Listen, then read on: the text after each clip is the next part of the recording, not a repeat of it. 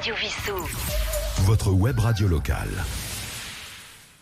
Eh bien, Roland, votre compagnie, j'ai le grand plaisir d'être en compagnie de Didier Gustin, que tout le monde connaît. Enfin, je vais refaire une brève biographie tout de même. Oui. Pour les plus jeunes. Il y en a qui ne connaissent pas du tout même. Il y a des générations qui ne connaissent pas.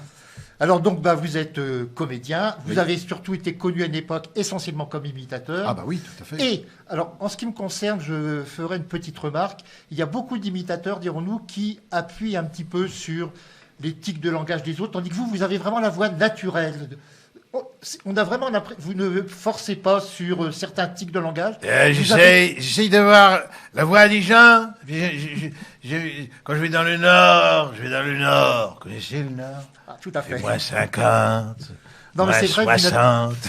Mais vous n'appuyez absolument pas sur les tics. Vous vous fondez dans le personnage. Oui. Et, chose que j'ai remarqué, vous devriez faire de la politique. Vous avez été 3 fois président de la République. Oui, c'est vrai. Vous l'avez été dans Opération Cornet de Bif. Ah ouais, c'est vrai. Vous l'avez été dans La peau de Jacques Chirac. Ouais. Et il y a eu, vous avez joué Sarkozy, enfin la voix de Sarkozy dans un autre film entre les deux. Oui, tout à fait. Et j'ai même fait encore un autre film avec l'équipe de Golden Moustache. C'était, je faisais De Gaulle. De Gaulle. Donc ça fait 4 mandats. Là. Ah oui. 4 mandats. Il n'en manque pas beaucoup. S'il manque Giscard, J'ai pas fait ça, c'est vieux. Et les plus récents, qui sont peut-être plus difficiles à faire, ils ont peut-être des voix un peu plus impersonnelles. Ouais, ou simplement ça m'intéresse plus. Vous intéresse plus. Les hommes politiques m'intéressent pas. Je m'intéresse plus aux chanteurs. Alors, au cinéma, vous n'avez joué, a priori, que dans un seul long métrage, mais pas n'importe lequel. Le Bal des Casse-Pieds. Ah, bah là. Alors, Jean Rochefort, quand même, jouer avec Jean Rochefort, ça devait être quelque chose. J'ai joué avec Jean Rochefort et Miu Miu, ce qui est pas mal. Quoi. Sous la direction de Yves Robert aussi. Voilà, c'était pas mal non plus. Un grand monsieur. Ah oui. Et aujourd'hui, vous êtes donc là pour cette pièce que nous allons voir tout à l'heure au Saint-Exupéry. Alors là, nous sommes au rez-de-chaussée du Saint-Exupéry. Il faudra monter à l'étage pour voir les cachotiers. Alors, j'ai fait quelques recherches sur le metteur en scène et sur l'auteur.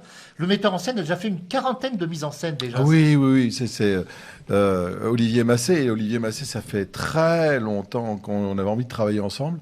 Il avait encore des cheveux de couleur foncée. Maintenant, il a les cheveux blancs. Il est temps qu'on se travaille ensemble. Et quand il m'a proposé le rôle, moi j'ai dit tout de suite oui, parce que c'était la pièce de Luc Chomard est vraiment, elle est vraiment très bien écrite, c'est drôle tout de suite. Et moi, ce que j'aime dans les pièces de théâtre, c'est que avant je savais pas lire les pièces de théâtre. En fait, c'est simple. Une pièce de théâtre, tu prends la pièce de théâtre. Si en la lisant, tu as des émotions, les gens auront des émotions en la voyant. Voilà. Alors vous parliez de cheveux, Luc Chomard, l'auteur n'a pas beaucoup de cheveux non plus. Non, voilà. Et puis c'est quelqu'un qui est très, il est très passant rire. Il rit quand il se brûle. Alors il nous fait beaucoup rire parce que là, quand on répète ou quand la pièce joue et puis que c'est un triomphe, il arrive, il dit ouais, c'était pas mal. Alors on peut dire qu'il a été co-scénariste d'un film qui a eu pas mal de succès, c'est Monsieur Papa. Oui. Non, mais c'est un très bon scénariste, Luc. Alors, venons-en à cette pièce, parce qu'après, il va falloir un petit peu que vous alliez vous concentrer, peut-être repérer le décor. Je présume que ça se fait toujours un petit peu avant. Vous savez, après 85, oui, justement, j'allais vous poser 86... la question. Depuis combien de temps jouez-vous? Ça fait 2 ans qu'on la joue. 2 ans, et il y a encore un certain nombre de... Oui, mais on arrête bientôt. On en fait encore 5-6 représentations. Ensuite, il y a une captation pour la télé, et puis après, c'est fini. Ah. Voilà. Alors, parlons de la télévision, justement. À une époque, on voyait quand même beaucoup de pièces de boulevard. On n'en voit pratiquement plus maintenant, ce qui est dommage. Ouais, c'est dommage. Avant, il y avait France 5 qui faisait des pièces en direct. Ça, c'était assez génial. Et puis, ça s'est perdu. Pourquoi? Je sais pas. Je sais pas. Ce qui est étrange, c'est que justement le public adore le théâtre de boulevard. Et lorsqu'il y a la cérémonie des Molières, c'est le parent pauvre à qui on consent de donner. Ah bah oui, bien sûr. C'est un petit peu pareil pour les Césars, les pièces comiques, les films comiques. Alors là, on n'aime pas ça. Évidemment, mais non, parce que une certaine intelligentsia n'aime pas ça. Ah bah oui, mais bon. Oui, mais c'est le jeu, c'est pas grave. Moi, je fais pas ce métier pour avoir des récompenses. Sinon, on fait autre chose comme métier. C'est pas du. Non, on fait pas ça pour ça. Alors, en plus, les récompenses au cinéma, comme les récompenses c'est beaucoup du copinage, de copains, de machin. Bien sûr. Et on comprend. C'est tout à fait humain quand vous avez. On vous dit voilà, il y a 300 postulants. Vous allez mettre les gens que vous connaissez ou les pièces que vous êtes allés voir et qui vous ont plu. Bien sûr. Donc voilà. Alors cette pièce, Les Cachotiers.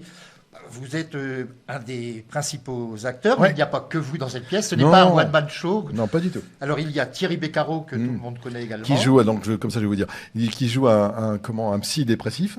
Ce Voilà. qui est assez marrant, parce que généralement, ils sont là pour soigner les dépressifs. Ah non, mais lui, il est dépressif déjà et il compte sur ses patients pour le. Ben oui, mais si les patients font éponge... Ouais, et il fait payer les gens selon les factures qu'il reçoit à la maison. Donc s'il a une facture d'électricité, ben, il va faire, vous me devez 275 €. Alors, il y a également donc Julien Cafaro. Julien Cafaro, c'est le pote, c'est le pote dans la vie et aussi sur scène qui est complètement, qui est tellement drôle. Alors, C'est vraiment l'Auguste de cette pièce. Mélanie Rodriguez, que vous connaissez très bien, je crois. Bien sûr, oui, nous avons été ensemble pendant 8 ans, donc oui. Xavier Le Tourneur. Xavier Le Tourneur, qu'on ne présente plus, qui est un comédien qu'on a vu 1000 fois dans les films, dans les téléfilms. Et Bref. qui a joué dans plusieurs films d'un metteur en scène qui est pas très très connu ici, mais qui est très connu outre-mer. Il s'agit de Christian Lara, Ouais, oui, qui est un complètement. metteur en scène Ouais. guadeloupéen. Complètement. Je crois qu'il fait un film quasiment tous les ans avec lui. Et je peux vous faire une confidence, j'ai Ouais. été figurant d'un film de Christian C'est Lara vrai en Guadeloupe, justement. C'est pour ça que j'ai bien relevé. Et Ah oui, puis il était surtout aussi au Théâtre de Bouvard tout à à fait. l'époque. Pour ceux qui Et connaissent. Fabienne Galou, que nous n'oublions pas. Alors, Fabienne Galou, avec qui moi j'avais joué une première pièce, avec qui je m'étais entendu. Pour moi, c'est la Claude Jansac. C'est une référence. Ah oui, non, franchement, elle a un potentiel comique de jouer les bourgeois. Ça, elle est formidable, formidable. Je présume qu'il y a obligatoirement une vraie complicité qui se Oui. crée entre les comédiens. Pas toujours, mais là, oui. Là, on est vraiment une bande de potes. Pour nous, c'est la récré quand on va jouer. Donc, et c'est aussi pour ça qu'on en a fait tant, parce qu'on a fait une première saison. Et après, le producteur nous a dit, est-ce que vous voulez faire une deuxième saison? Si ça s'était mal passé, tout le monde aurait dit non. Mais là, on rigole. On adore jouer sur scène ensemble. On aime quand il y a Puis alors, quand il se passe des petits incidents sur scène, une chaise qui casse ou un truc, ça non. Je sais que c'est la tradition, lorsque c'est la dernière d'une pièce, c'est de faire dirons-nous, des gags, des niches aux autres, mais est-ce Oui. que vous en faites déjà parfois? Non, moi non, je veux pas. Moi, en tout cas, moi, je veux pas qu'il y ait de niche ni pour la première ni pour la dernière, parce que les gens qui viennent voir la dernière, ils n'ont pas vu les 99 d'avant, donc ils sont pas dans la confidence. Donc il faut pas non plus gâcher le plaisir de ceux qui viennent voir la dernière. Alors, dans cette pièce, ce sont vos amis qui viennent vous voir pour vous remonter le moral parce que votre compagne vous a quitté, si j'ai bien compris. Oui, c'est ça. Alors c'est marrant parce que c'est ce qui m'est arrivé dans la vie. C'est-à-dire, dans la vie, ma copine m'a quitté. Et en fait, tout coïncidait. C'est drôle. C'est drôle. Mais là, il va y avoir tout un tas de catastrophes qui vont se Oui, passer. mais voilà, c'est-à-dire c'est vraiment un bon boulevard bien écrit. Nous, on fait tout ce qu'on peut pour le jouer le mieux possible. Et évidemment, on a trouvé plein de choses supplémentaires. On a rajouté dans la situation, évidemment, plein de petites choses qui font le croustillant aussi de cette pièce. Donc voilà, je pense que c'est aujourd'hui, faut en profiter parce qu'il reste 5-6 représentations. Mais c'est le meilleur boulevard qui est sur les routes actuellement. Alors, en lisant le résumé, moi j'ai pensé tout de suite, et prenez ça vraiment pour un compliment, moi j'ai pensé à du Fédot. Oui, mais complètement. Exactement, c'est pour ça Du que Labiche ou du Fédot, Oui, c'est vraiment mais d'aujourd'hui. Voilà, d'aujourd'hui. voilà, exactement, c'est ça. Voilà, c'est bien fixé. C'est pour ça que j'aime bien jouer des pièces. Moi, j'aime pas trop jouer des pièces classiques entre guillemets, que ça soit un Fédot comme ça. J'ai envie de jouer des auteurs contemporains. Bien sûr. Parce que c'est pas parce que c'est contemporain que c'est moins bien. Souvent, il y a des choses magnifiques. Et ça, oui, ça c'est bien. C'est pas désuet. Souvent, quand on me fait lire des pièces qui ont déjà été jouées 1000 ou 2000 fois, on se dit oh là là, c'est vieux. Il y a de la poussière là-dessus. Alors j'ai oublié de dire que vous aviez fait également des voix de personnages de dessins animés. Oui. Et il n'y a pas très longtemps, nous avons reçu ici quelqu'un qui a fait la même chose que vous, c'est Laurent Natrella, qui actuellement joue une pièce d'après Daniel Pénac, et lui aussi fait des voix de dessins animés. Ouais, Alors, moi j'ai fait la voix de Cusco. Ah, bien sûr. Ça, Cusco, qui est pour Disney, c'était super. J'ai fait dans Vice Versa aussi. J'ai fait le petit personnage rose. Et puis je fais aussi les voix des minicums. Enfin, tout ça. Moi, je fais que ce qui m'amuse, voilà, dans le doublage. Quelle chance. Et puis là, dernièrement, ça c'est pas, vous savez pas encore. Thierry Ardisson fait des interviews de personnages disparus. Il a fait Jean Gabin et puis Dalida. Et là, on vient de faire Coluche, qui devrait passer au mois de juin. Ah. Ouais. Avez-vous été sur scène avec Coluche ou Non, non, parce qu'en fait, quand il est mort, j'arrivais l'année d'après à Paris. D'accord. Bien, écoutez, donc vos projets autres. Donc après cette pièce, je travaille avec un metteur en scène qui s'appelle Éric Bouvron, qui a mis en scène Laurence d'Arabie, un spectacle magnifique, exceptionnel, voilà, c'est un grand metteur en scène. Et comme c'est également mon ami, on est ensemble sur un nouveau projet d'imitation. Et donc ça s'appelle Johnny libre dans ma tête. Et en fait, c'est les chansons de Johnny. Chanté par les autres, chanté par Jonas, chanté par tous les grands chanteurs français. Et tout ça avec une histoire, parce que c'est une pièce d'humour musical. C'est en gros, si vous voulez, c'est l'histoire d'un has-been, Didier Gustin, qui termine au Stade de France vide. Voilà. Et c'est l'histoire de Johnny de Didier qui veut pas devenir un has-been et de Johnny qui veut pas mourir. Et Johnny vient dans la tête de Didier et le force à aller voir les copains des uns, les autres, tout ça. C'est un peu le film Jean-Philippe, en quelque sorte. Exactement, on est un peu dans cette même veine-là. Ce qui fait qu'on raconte une histoire, les musiciens sur scène sont aussi des comédiens. Donc on joue, ça joue la comédie, ça chante, on est un peu comme dans une comédie musicale, mais à la française.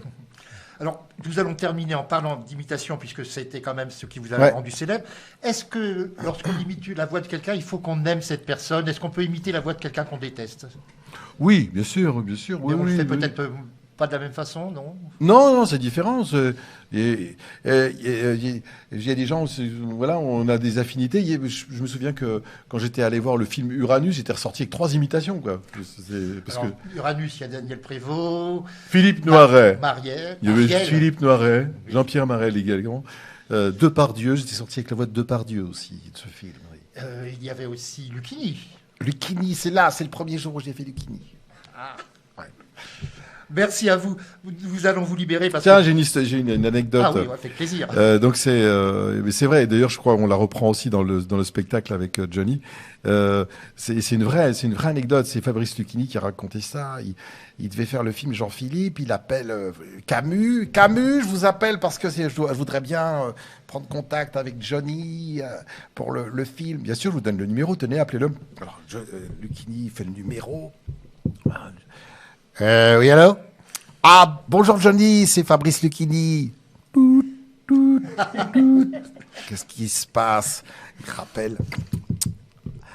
Allô Johnny? Oui, c'est moi. C'est Fabrice Lucchini. Et là, il dit, je comprends pas. Il rappelle Camus. Camus, je comprends pas. J'appelle Johnny, il me raccroche au nez. Bouge pas, je l'appelle. Oui, allô Johnny, c'est Camus. Qu'est-ce qu'il y a, Camus?